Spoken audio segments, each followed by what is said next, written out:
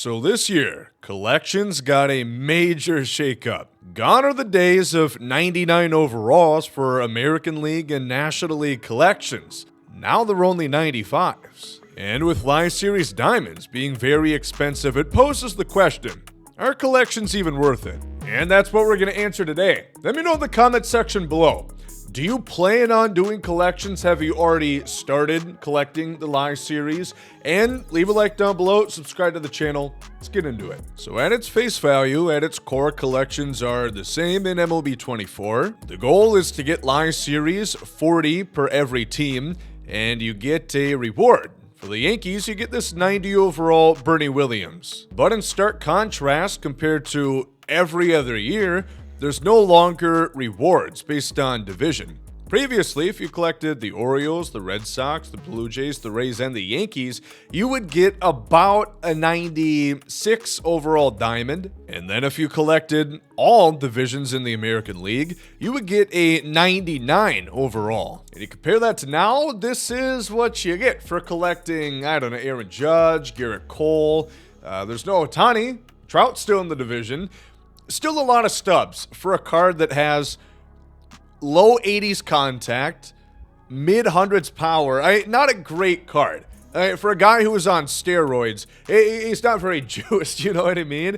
And a lot of people have wondered, are collections really even worth it?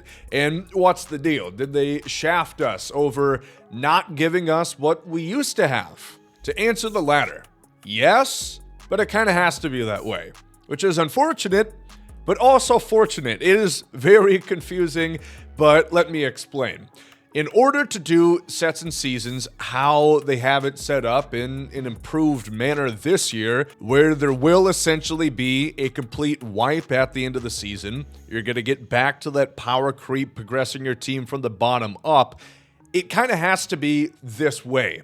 If they gave you 399s, if they gave you, what is it, East, Central, West times 2, 694s, you'd have such a good team by the beginning of Season 2 that it would be very unfair to those who haven't done Live Series collections, those who either chose not to spend $1,500 or those who chose not to spend 1,500 hours playing the game. So in that instance, I do think it's a good thing because it levels the playing field and it makes it more fair. But at the same time, it certainly would kill some of the value of you wanting to actually complete those collections because there's not that good of cards that you get, and you don't get that many cards. Love or hate the sets and seasons model, I do think that this year, again, knock on wood, it's IKEA. I don't know if this is real wood. Let's say it is, for the sake of the argument. If this is going to work better than last year, if they want to keep sets and seasons, they had to make a change up. And in my opinion, this is how to do it. Of course, they're adding stuff like this, the Cornerstone Pack, and just wanting you to get more stuff to begin the season, but also have everyone relatively at the same place. They don't want someone who played a ton in Season 1 to completely have a way better team than someone who didn't get the game until June when Season 2 begins. That's not to say that the issue will be completely remedied, as they do have the wild cards, as we've talked about. This year, you can earn up to 4. Obviously, these don't come into effect until Season 2, and the wild cards, you can use any card that is no longer in season. You start off with 1, and the more XP you get, you can earn up to 4.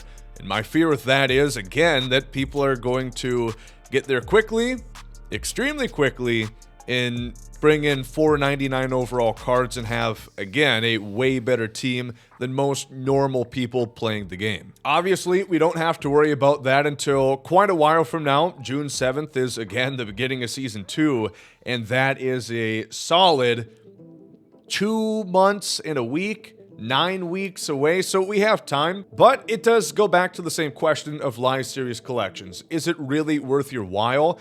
And I would say this, NCAA, if you were planning on getting College Football 25 and you're going to spend a lot of time playing that or any other game, or if you have a summer commitment, if you just don't see yourself playing that much past Season 1, the beginning of MLB 24, I wouldn't worry about collections, because the value in the live series collections is that these cards are core series. Again, with the complete wipe, you essentially losing these cards. You can use them for a few modes, but for the most part, just consider it a loss. This Pedro Martinez is a good card. If you had him right now, he would be one of the best starting pitchers in the game. Give it a couple weeks, he'll probably be middle of the road, and then that's kind of it. He'll be great again once Season 2 launches, and the cycle repeats. So if you don't see yourself playing that much long term, I wouldn't really worry about it. Because again, it's a 95 overall card, it's good, but it certainly gets better. Of course, Babe Ruth is excellent. He's the two-way player. He can pitch, he can hit, both at a high level, of course. He's got the maxed out contact, the maxed out power, the maxed out clutch, and he can even bunt. And for Babe Ruth, not a bad defender either. So this is a great card, but is it worth the million+ stubs that you would need in order to get him? That is, again, a question of how long you're going to play. I think that's really what it comes down to. And a lot of people who are no money spent, such as myself, I haven't gotten any great polls yet. Here's hoping that one day my fortunes will change. I just can't really worry about the long term. I'd rather worry about the short term and get cards that I actually want for my team to make it better. That is more so my focus. If I get cards, if I get a good pull, if I so happen to get Shohei Ohtani before he gets banned from baseball on his Pete Rose. Wild situation. I'm going to play this clip because I found it fucking hilarious.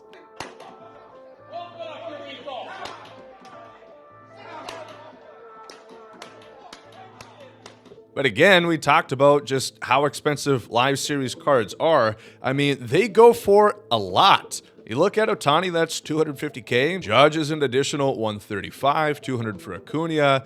Mookie Betts, $130. Mike Trout, $260. That's a ton of stubs in live series cards, which again, these same way. They're core series.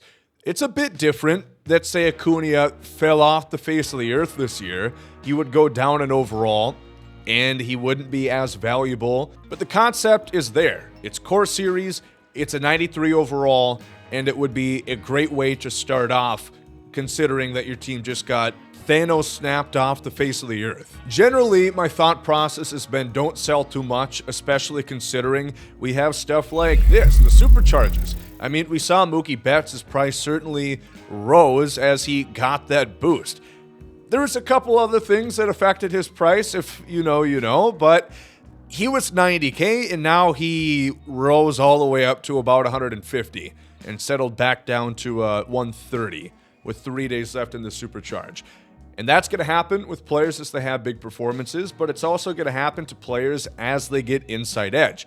You know, once the Angels start playing games, regular season games, I should preface, or in the Angels' case, might as well be exhibition, because I don't know if they're really playing for anything. Their third baseman isn't playing at all. But Mike Trout's going to get boost. You know, if he faces a righty, he's going to be better against right-handers on the day. And it's going to make the card better and thus going to raise the price even further, making live series collections even more unattainable. And this is where I think it gets most baffling, that these cards, the collection cards per team, you got that Bernie Williams, who is fair. He's a solid card for sure. You've got this Nolan Ryan for the Angels. These are good cards, right?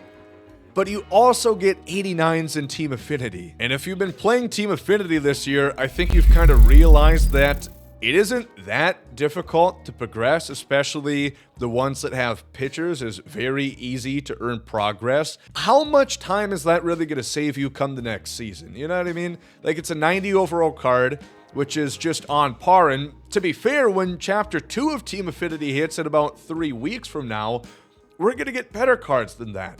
So it's not really that long lasting where the core luster really brings its value. So in my eyes, again, unless you get really, really lucky, you know, you're the anti-Ipe, I probably wouldn't be wasting my time or my stubs trying to get live series collections done, I would more so look at investments that could get you stubs and in turn get you better cards that you'd want to use. Again, good investments. We'll talk about live series cards, guys that are going to go up in roster updates, but generally speaking, you look at these base round cards, they generally go up once they're taken out of the store. These packs, for some reason, have not left yet. I'm assuming they will eventually, but guys like John Don, right, I think is a perfect example of someone who is a really good investment because he's a chase pack card that at launch went for about 20,000 stubs. When he is one of the best pitchers in the game, everybody knows it, he just doesn't go for that much. So logic would tell you that he will raise in price, and I think that's a good investment. That's kind of what you should be focusing your time on, unless you're hell-bent on getting Babe Ruth, or if you're going to be playing way the long term, and you're all right with the new concept of collections being a quick boost to fade off by season's middle part of the season. I don't want to say end because, again, they're 95s. Middle of the season, we're going to catch up, and already those cards might leave your lineup. So a lot has changed this year, no doubt. That is how I would try to mitigate it. So let me know in the comments section down below, have you guys begun live series collections? Did I change your mind if you were going to? Or I don't know, just comment how your day is going. I appreciate all of it. But leave a like down below, subscribe to the channel, plenty more videos coming soon, and thank you all for watching.